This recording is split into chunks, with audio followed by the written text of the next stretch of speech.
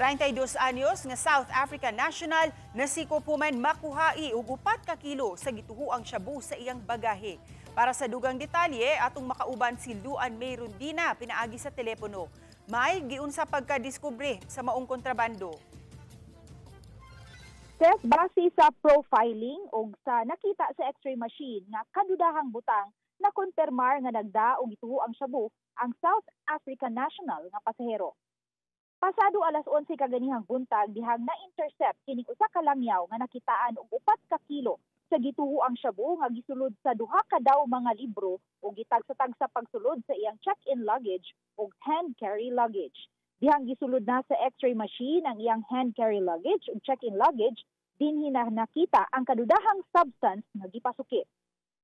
Atubangan mismo sa 32 anyos na suspitsado, nikuha og samples gikan sa duha ka mga dagkong plastic pack sa gituhuang shabu ang mga chemist sa PDEA 7 o gipaubos sa initial screening.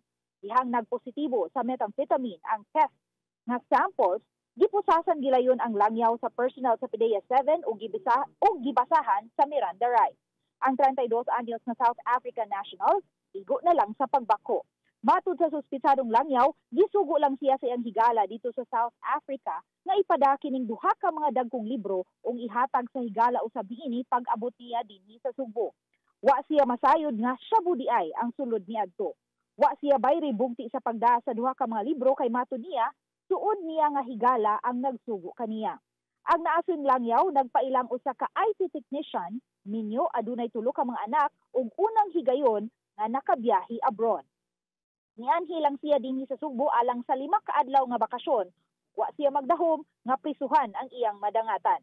Base sa Dangerous Drugs Board value, ni balor og 27,200,000 pesos ang 4 ka kilo sa gituhuang shabu nga nasakmit.